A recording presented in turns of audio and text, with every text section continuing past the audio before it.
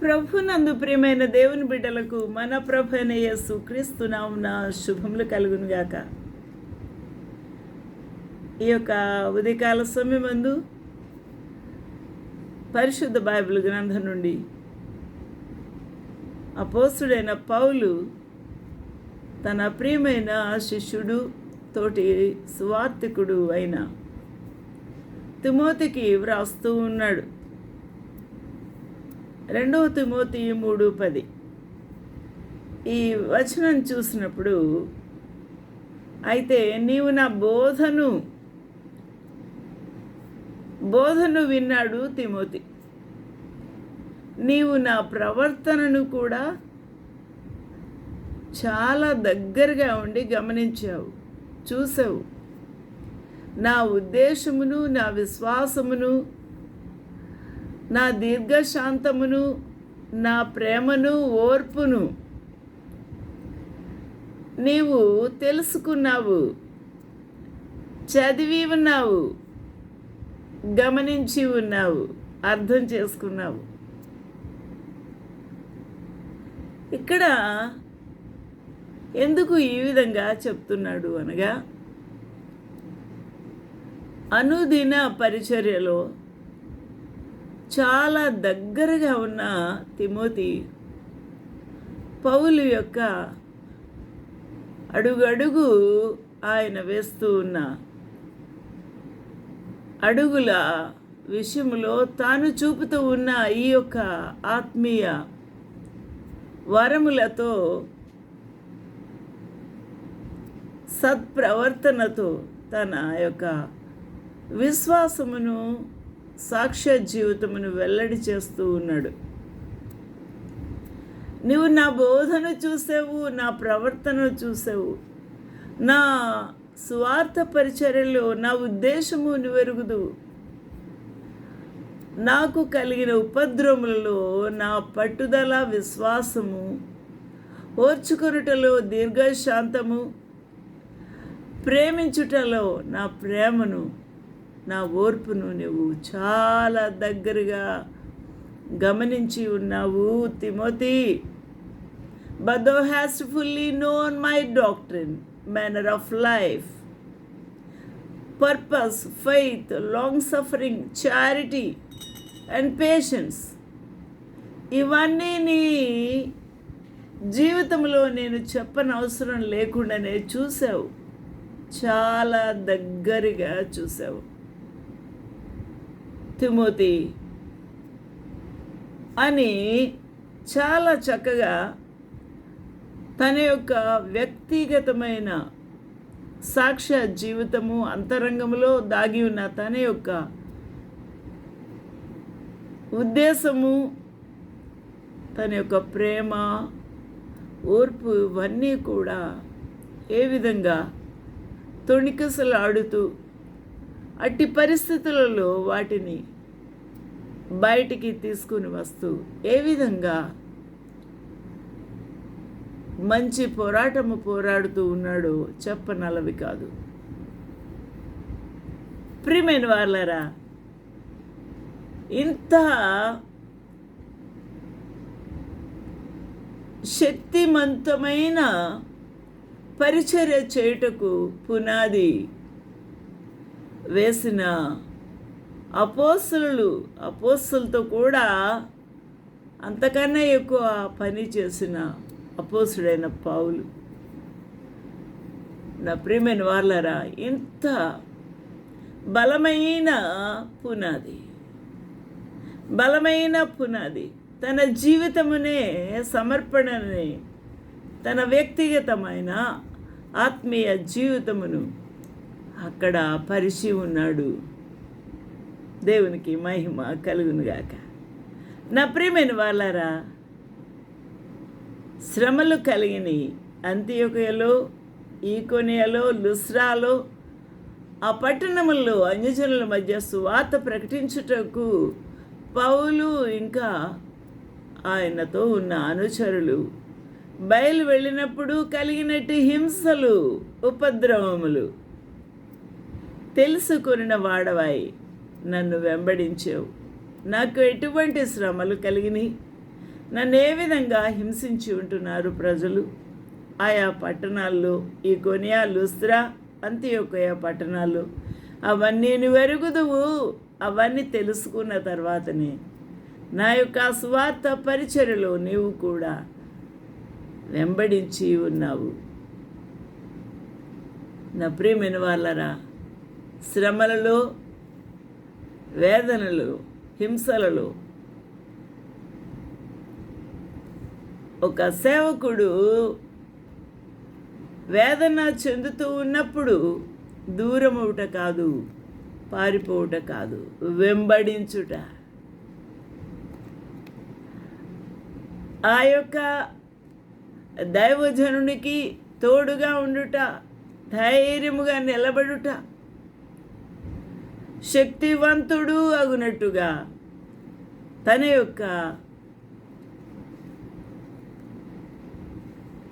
జీవితమును బట్టి ఆ అపోస్తుడైన పౌలు ధైర్యం తెచ్చుకొని ఇంకా ముందుకు సాగాలని ఆశతో తిమోతి వెంబడిస్తూ ఉన్నాడు. నిజమైన స్నేహితుడు, నిజమైన తోటి సేవకుడు, నిజమైన శిష్యుడు, ఆత్మీయ కుమారుడు కూడా. ప్రభునందు ప్రియమైన వాళ్ళారా, దేవుని యొక్క పరిచర్యలో ఇటువంటి అనుభవము కలిగిన దైవజనుల వెంబడి సహకారులుగా వెంబడించువారుగా ఉండుట అనేది గొప్ప భాగ్యం. ఈ రోజున హింసలు కలుగుతూ ఉన్నాయి అని మాట్లాడినప్పుడు అవి క్రొత్తదనము కాదు. ఆ శ్రమలు, వేదనలు, బాధలు రాబోతున్నాయని యేసుక్రీస్తు ప్రభు మత్తయి సువార్త 24 అధ్యాయంలోనే చెప్పి ఉన్నారు. ఆయనను ప్రజలు ద్వేషించి ఉన్నారు. ఆయనను అంగీకరించలేదు స్వకీయులే, ఇశ్రాయేలులే. ఇంకా ప్రభుని ఎరగని అన్యజనులు ఎలా అంగీకరిస్తారు? అటువంటి పరిస్థితుల్లో ప్రభు తాళుకున్నాడు, ఓర్చుకున్నాడు. ఆయన దేవుడై ఉండి ఒక్క నిమిషంలోనే మానవులను అతలాకుతలము చేసి వారి ఊహలను తారుమారు చేయగల శక్తివంతుడు, శత్రువులను తునాతునగులు చేయగలవాడు. కానీ అలా చేయలేదు, ఓర్చుకున్నాడు. నా ప్రియమైన వాళ్ళారా, వెంబడించిన తిమోతి శ్రమలు ఎదుర్కొంటున్నాడు. పరిశుద్ధుడైన పౌలు అని ఎరిగి కూడా ఆయనలో ఉన్న ప్రేమ, ఆయనలో ఉన్న ఓర్పు, ఆయనలో ఉన్న విశ్వాసము, దీర్ఘశాంతము, వాక్యం ఎడల ఆయనకున్న మక్కువ, పట్టుదలతో బోధించిన విధానము అపోస్తుడైన పౌలు యొక్క బోధనలు నాటబడిన వాడాయి. తిమోతి వెంబడిస్తూ ఉన్నాడు. హల్లెలూయా. దేవునికి మహిమ కలుగునుగాక. ఈ హింసలన్నిటిలో నుండి ప్రభు నన్ను తప్పించాను. నా ప్రియమైన వాళ్ళరా, అనేక మార్లు హింసలు వచ్చినప్పుడు ప్రభు తప్పించుకునే మార్గం కూడా చూపిస్తారు. మరొకసారి ఆయన కొన్ని పరిస్థితులను అనుమతించి ముందుకు సాగనిస్తారు. నా ప్రియమైన వాళ్ళారా, ఆయన చిత్తము, ప్రణాళిక నెరవేరుటలో మనము అలుపెరగక ముందుకు సాగాల్సిన వారమై ఉన్నాము. persecutions and afflictions which came unto me. ఎవరు చెప్తున్నాడు? పరిశుద్ధుడు పౌలు చెప్తున్నాడు. At Antioch, Iconium and Lystra what persecutions I endured. ఓర్చుకున్నాను. But out of them all the Lord delivered me. అన్నిట్లో నుండి ప్రభు నన్ను విడిపించి ఉన్నాడు, తప్పించి ఉన్నాడు. కాబట్టి క్రీస్తు ప్రభు ముందుగానే చెప్పిన విధంగా ఆయన నామమునందు విశ్వాసముంచిన వారు, ఆయనను వెంబడించుచూ ఉన్నవారు యేసు క్రీస్తు నామమును మనము భరించుచూ ఉన్నప్పుడు మనకేం కలుగుతాయి? హింసలు కలుగుతాయి, శ్రమలు కలుగుతాయి, వేదనలు కలుగుతాయని మనకు ముందుగానే ప్రభు చెప్పి ఉన్నారు. అనేక మంది భక్తులు కూడా చెప్పి ఉన్నారు. ఈ రోజున ఆలోచన చేయాల్సిన విషయం ఇదే. కాబట్టి ఎవడైనా నన్ను వెంబడింప గోరిన ఎడల సిలువ, శ్రమలు, బాధ, వేదనలు, నా ప్రియమైన వాళ్ళరా, నన్ను వెంబడింప గోరిన ఎడల తను తాను ఉపేక్షించుకోవాలి. ప్రతి దినము తన సిలువను ఎత్తుకొని నన్ను వెంబడించాలి. ప్రతి దినము, ప్రతి క్షణము, సమయమందు అసమయమందు ఆ ప్రభు యొక్క సాక్షులుగా సిలువను ఎత్తుకొని నన్ను వెంబడించాలి. యేసుక్రీస్తు ప్రభు సిలువ ఎత్తుకొనుట అని కాదు, నీ సిలువ ముందు ఎత్తుకోవాలి. నీ శ్రమలు, నీ వేదనలు, నీ సాక్ష్యము, నీవు నీ యొక్క సిలువను నువ్వు ఎత్తుకోవాలి.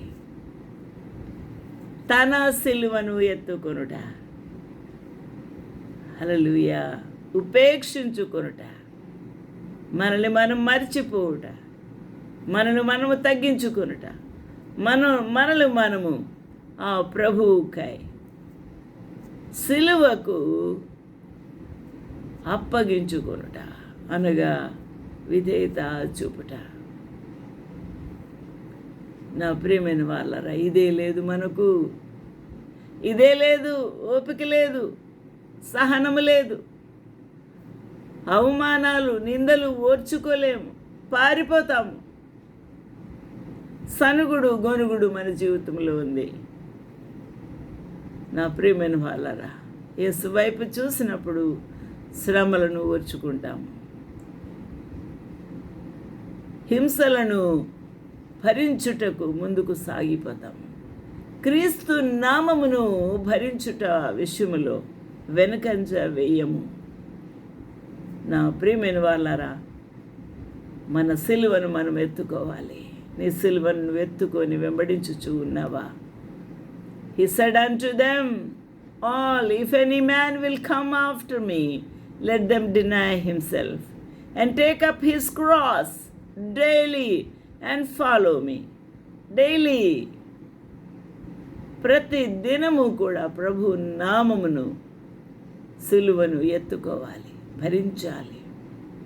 ఇది లూకాసు వార్త 9:23 ప్రభు చెప్పి ఉన్నాడు. కాబట్టి దేవుని యొక్క చిత్తము ముందుగానే మనకు బయలుపరచబడింది. కాబట్టి ఆ బయలుపరచబడిన ప్రత్యక్షత సిలువకు సాక్షులుగా, క్రీస్తు ప్రభువు నామము భరించువారుగా, ఆయన యొక్క సాక్షులుగా జీవించుటకు ప్రభు నిన్ను పిలిచి ఉన్నాడు. కాబట్టి మనం మనుషుల చేత విసర్జించబడుతూ ఉన్నాము అని అంటే 1 పేతురు 2:4 ప్రకారము దేవుని దృష్టికి ఏర్పరచబడిన వారము, ఏర్పరచబడినది అమూల్యమును సజీవమునైన రాయియగు ప్రభువునొద్దకు వచ్చాము. ఆ ప్రభు మనల్ని ఏం చేస్తారు? చెక్కుతారు, ఆయన స్వారూప్యములోకి మలుచుకుంటారు, ఆయన వద్దకు మనల్ని చేర్చుకుంటూ ఉంటారు. హల్లెలూయా. నువ్వు మనుషుల చేత విసర్జించబడుతూ ఉన్నావా? లెక్క లేకుండా ఉన్నారా? నిన్నెవరూ ప్రేమించట్లేదా? ద్వేషించుతూ ఉన్నారా? ప్రభువుకి ఇవన్నీ జరిగే. ఆయన ద్వేషించబడ్డాడు దేవుడై ఉండి, సర్వశక్తుడు అయిన ప్రభువు అయి ఉండి, లోకరక్షకుడు అయి ఉండి, స్వజనుల చేతనే ఆయన విసర్జించబడిన వాడుగా, వ్యసనాక్రాంతుడుగా మార్చబడ్డాడు. వ్యాధిని అనుభవించేవాడుగా మార్చబడ్డాడు. మనుషుల చేత చూడనులని వానిగా మార్చబడ్డాడు. నా ప్రియమైన వాళ్ళారా, ఆయన ముఖాన్ని, ఆయన గడ్డాన్ని పీకినప్పుడు చర్మం కూడా ఊడి వచ్చింది. ఎర్రని రక్తగడ్డగా మారిపోయింది. ఇక మనుషులు చూడలేకపోయారు. వికృతంగా మారిన తన ముఖం. నా ప్రియమైన వాళ్ళారా, ఎవరి కొరకు ఈ బాధ? ఎవరి కొరకు ఈ వేదన? ఎవరి కొరకు ఈ హింస? ఆయన లోక పాపములను మోసుకొని పోచున్న గొర్రె పిల్లే కదా. లోకము కొరకే వచ్చి ఉన్నారు కదా. లోకమును విడిపించుటకే ఆయన తన ప్రశస్తమైన రక్తము ఇచ్చి విముక్తి చేయుటకే వచ్చి ఉన్నాడు కదా. అట్టి ప్రభువును ఎవరైనా అందుకుంటున్నారా? ప్రేమిస్తూ ఉన్నారా? అయ్యా, నీకు కృతజ్ఞతలు, నా కొరకు నువ్వు శ్రమ పొందేవు అని అడుగుతూ ఉన్నారా? ఆలోచన చేద్దాం. నువ్వు విసర్జించబడినా కూడా యేసుక్రీస్తు ప్రభువును విసర్జించారు, కానీ ఆయన మూలకు తలరాయి. ఆయన ద్వారా ఈ రాజ్యము కట్టబడింది, పరలోక రాజ్యం. ఆ రాజ్యంలోకి నీకు ప్రవేశము ఆ ప్రభు యొక్క కృప ద్వారానే జరిగింది. విసర్జించబడిన నిన్ను విడిచిపెట్టాడు. నిన్ను తన వద్దకు పరలోక రాజ్యములకు తీసుకొని పోవటకే ఆయన సమర్పించుకున్నాడు. దేవునికి మహిమ కలుగునుగాక. అట్టి క్షమాపణ, అట్టి సమర్పణ, అట్టి త్యాగము నీలో ఉన్నదా? ఆలోచన చేద్దాం. అటు దేవునికి మహిమ, ఘనత, ప్రభావములు కలుగునుగాక. దేవుని యొక్క ప్రేమ, ఓపిక, ఓర్పు మన జీవితంలోకి రావాలి. అది మనము అనుదినము అనుభవించుచు ఇతరులకు పంచాలి అని మనము ప్రయాసపడదాం. ప్రభు మనకు సహాయం చేయగాక.